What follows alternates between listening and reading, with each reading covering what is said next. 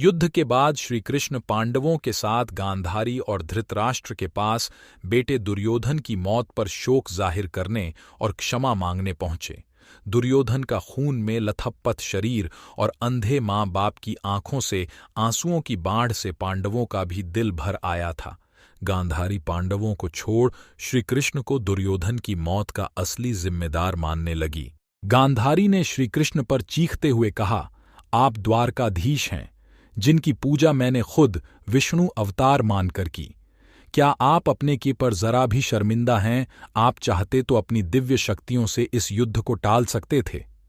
बेटे की मौत पर आंसू बहाने वाली एक मां का दुख तुम खुद अपनी मां देवकी से जाकर पूछो, जिसने अपने 7 बच्चों को अपनी आंखों के आगे मरते देखा है। इसके बाद गांधारी ने कृष्ण को श्राप देते हुए कहा, यदि भगवान विष्णु के प्रति मेरी आस्था सच्ची रही है तो आज से ठीक 36 वर्ष बाद तुम भी इस धरती पर जीवित नहीं रहोगे।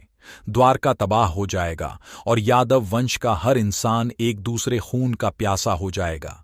ये कहकर गांधारी श्री कृष्ण के चरणों में गिर गई और रोने लगी। कृष्ण ने चेहरे पर हल्की सी मुस्कान लिए गांधारी को उठाया और कहा, माथे, आपके श्राप का असर एक दिन जरूर होगा, लेकिन ये सिर्फ मेरे प्रति आपकी सच्ची श्रद्धा की वजह से नहीं, बल्कि बदलते समय की वजह से भी होगा। कहते हैं कि गांधारी का यही श्राप यादव वंश के विनाश और भगवान कृष्ण की मृत्यु का कारण बना। कई साल बीतने के बाद श्री कृष्ण के पुत्र सांबा गर्भवती स्त्री का वेश धारण कर ऋषि मुनियों से मिलने गए। ये देखकर ऋषि भड़क गए और उन्होंने सांबा को श्राप दिया कि तुम एक ऐसे लोहे के तीर को जन्म दोगे जो तुम्हारे कुल साम्राज्य का सर्वनाश कर देगा। इससे सांबा बहुत डर गए और उन्होंने इस पूरी घटना के बारे उग्रसेन को बताया। सांबा को इस श्राप से बचाने के लिए उग्रसेन ने कहा कि वो एक तीर का चूर्ण बनाकर उस प्रभास नदी में प्रवाहित कर दे। ऐसा करने से वो श्राप मुक्त हो जाएगा।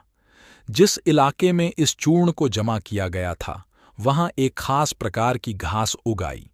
ये देखकर उग्रसेन ने कहा कि यादव राज्य में किसी भी प्रकार के नशीले पदार्थों का उत्पादन और वितरण नहीं किया जाएगा।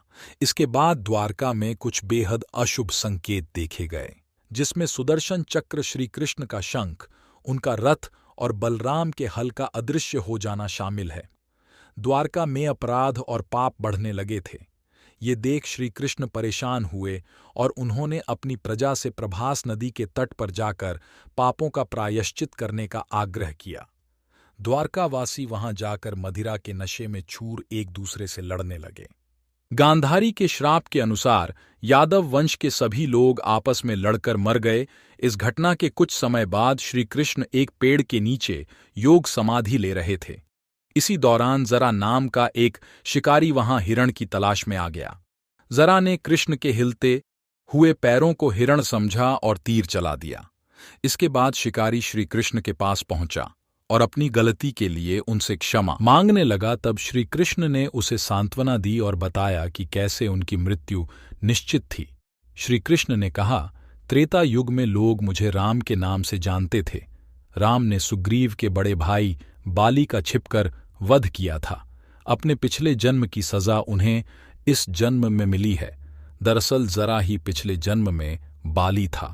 यह कहकर श्री कृष्ण ने अपना शरीर त्याग दिया।